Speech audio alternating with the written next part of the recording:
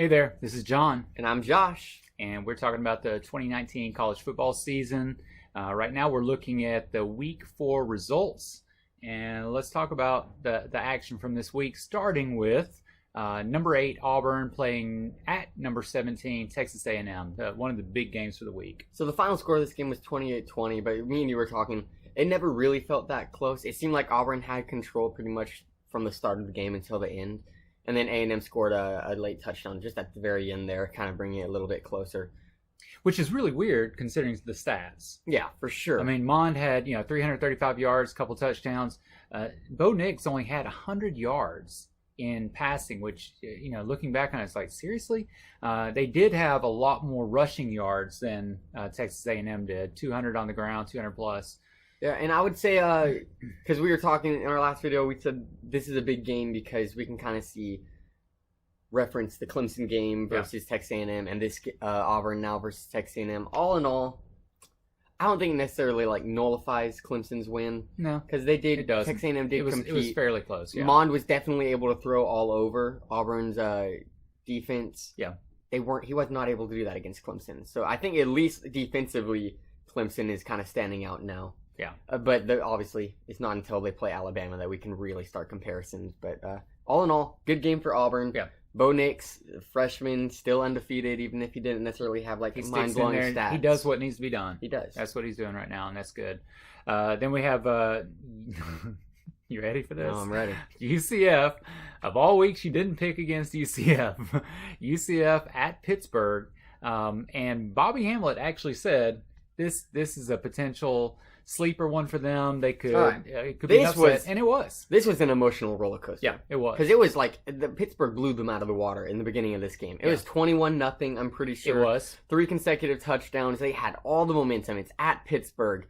And then I think the halftime score ended 21-10. Yes. And you could kind of feel there was this edge of emotion, there's something wrong here. There was. There's something going on here. If you're a Pittsburgh fan. UCF seems like they just changed something. They know what they're doing. Yeah. And then second half, UCF comes in and just starts dominating the whole game. They were just smash mouth, beating them defensively, offensively, you name it. Yeah. But wow. Yes. When it came down to the very end, Yeah. they were ahead by 6, and Pittsburgh on 4th down and 3. Yes. Does the craziest trick play. It was just such good execution, except not good execution. Yeah. Because honestly, they got so lucky on so many parts of the play. The snap, the running back almost fumbles the snap. The wide receiver, honestly, awful throw. Yeah. I don't know. Down. I don't understand how it worked. It did work. It did work. And they stunned UCF. And get this, I just heard the Pittsburgh team is parading through Pittsburgh, declaring themselves the national champions. And they should be. Wow. Good for them, guys. But the crazy win for them. Honestly, mind-blowing job. Yes. Then we had another one of the big games, a test game. What did these two teams made out of? You had number 7 Notre Dame, went to see the Bulldogs, number 3 Georgia. And this was a big game for Notre Dame. It was. Because essentially, the past little bit, people have been like, Notre Dame, because of their last performance in the playoffs, never deserves to go back to the playoffs. So, do not put them. They don't play the games they need to. Obviously, they're not tough. They were tough. They were tough. They were tough in this game, and they almost came back and won it in that 4th quarter. They did. This score is as close as it actually was because they were driving and almost were able to get that touchdown to win the game. Yeah. Ian Book did a good job. I know he threw 2 interceptions, but he did a good job leading them when he needed to. Georgia, the home Jake crowd. Fromm did a good job.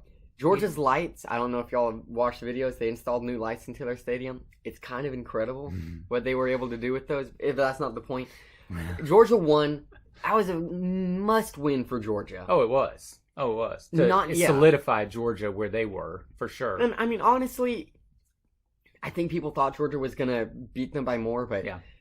If it's number 3 versus number 7, according to the rankings, this is how the game should have gone. It is how it should Georgia have gone. did win. Yeah. Good for them. I'm glad it was close. Notre Dame did a really good job sticking in there the way they did. They really did. It was a win for Notre Dame. It was. It really was. And I agree with that. Yeah. Then we had, talk about a surprising game, really, in a Not lot of really. ways. Not on looking paper. at stats On paper, and looking it was at not Harbaugh's surprising history, at all. it's Yes. not surprising. So you had number 11 Michigan went to see the Badgers, number 13 Wisconsin, and man, Wisconsin took it to them. Matter of fact, it's 35-14, and I felt like the Wolverines were lucky to have 14 points out of For that thing. sure. Real quick, we're going to talk about the Boise game next, but I was right. All three of the defenses, Georgia, Wisconsin, and Boise State, who previously had allowed no points in the second half, have all now allowed points in the second half. You were and right. Georgia's actually called winning because they only allowed 7 in the second half. Okay. Yeah. Good for you, Georgia. Congratulations. Yeah. That's not the point. Jonathan Taylor for Wisconsin Yeah. is a beast He of a running ran back. that ball really And let me well. tell you, My based off goodness. this game, first off, I don't want to look too much into it because it doesn't matter how much talent Michigan has. If Harbaugh goes against a ranked opponent, he's just outmatched, outcoached. He is. He needs to go. Yeah. Like if Michigan wants to have the success that they've had in the past, he needs to go. Wisconsin looked good. Wisconsin did look Like good. scarily good. They looked like a top 5 team in my mind. Yeah, I'm not sure what the rank. Do you know what happened with the rankings? I with them? believe they're like 8th or something Okay, now. they were 13 Either way, to 8. Yeah. I cannot wait for them to play Ohio State. Yeah. So excited for that. Good job, Wisconsin. Yep. Jonathan Taylor, he's definitely in the Heisman watch. This man, like 200 yards rushing, I think. Great player. Okay, let's back up to Friday night. You had Air Force to play number 20 Boise State on the blue field, and Boise State. Okay, 10-10 at the half. Right. This is typical of Boise so far this year. Very It is. typical. And A then- little scary, but Yeah. very typical. But they didn't look bad in the first half. It was just a fight. I mean, it really was. And- They battled. Air Force always gives Boise a fight, and Oh, yeah. it's the triple option. It's so hard to and stop this, it. Just like, watching it. They were good this year too. Yeah. Just as Yeah. a team, they're a pretty good team. Second half, Yeah. it felt like Boise just had it in the bag. They did. The entire They did. second They half. just They were started winning the game. Doing what they needed to do. Protection stopping the for run. Hank. Yeah, protection for Hank was better. Fourth quarter, we started to run the ball some more. Yeah. It was a big win for Boise. It was. 'Cause I was super nervous about this game. We get a bye week next week, so we Yeah. kind of can have a break after the triple option, which I think is a needed break. Also, just to kind of get all our emotions in check after UCF losing. Boise's now, I think, like 16th in the country after the rankings. We just kind of, I think this is a good break. This is kind of time to realign priorities. I know that was a bit disappointing for Air Force, but I mean, they look like a pretty good team. They really do. Yeah. And as far as triple option goes, like they just have it down. I know they've been doing it for a while, but they know how to trick you in like every way possible. You better have a disciplined defense to beat that team.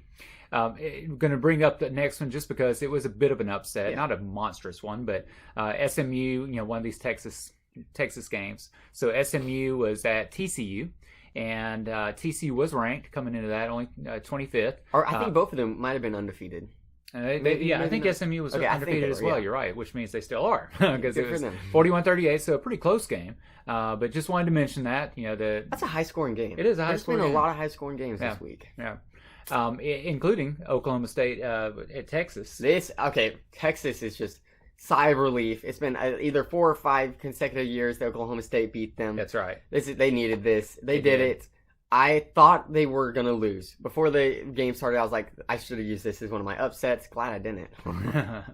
But I think Oklahoma State's a good team. I think Texas, their quarterback just played better. Yeah. And that's how they won the game. Yeah. Ellinger, he's doing well as a quarterback this year. Yeah. All right, so then you want to break and talk a little bit about basketball.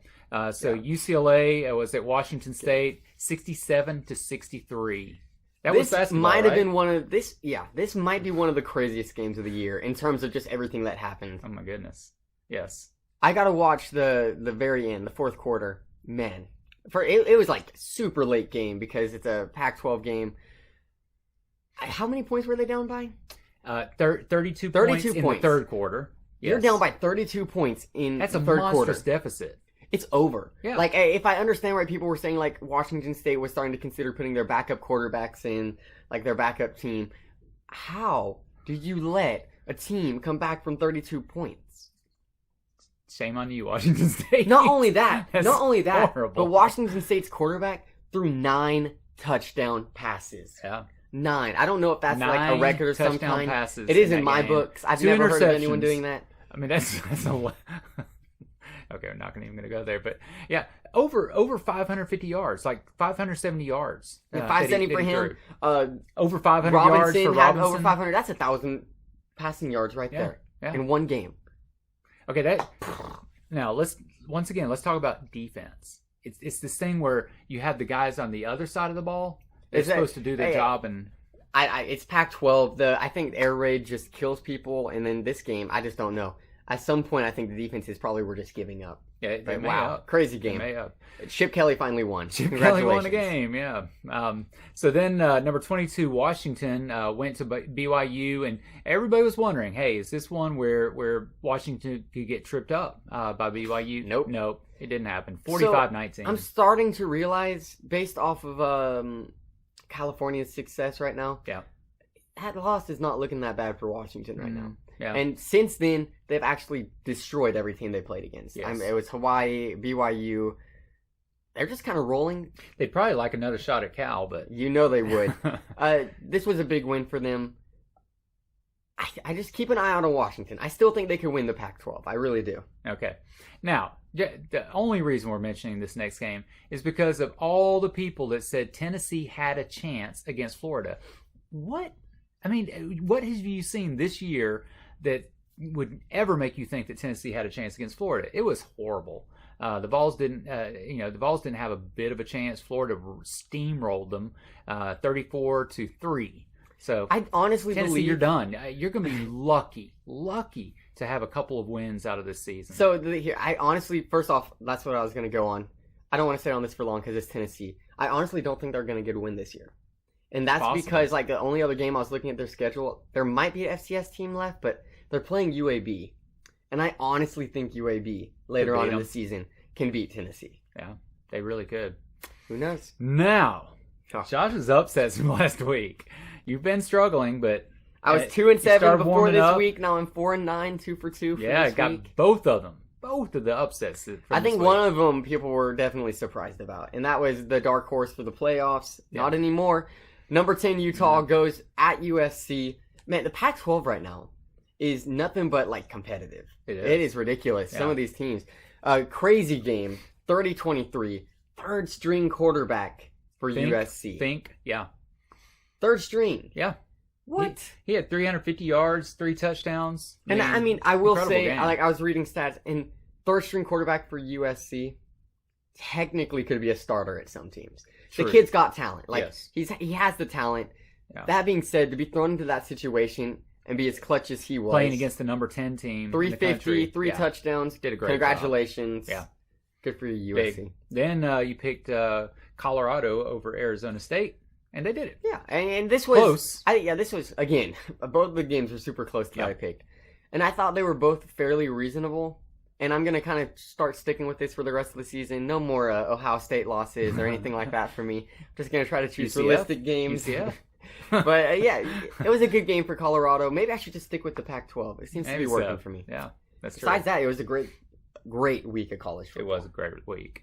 Yeah, so join us next time when we talk about the Week 5 preview.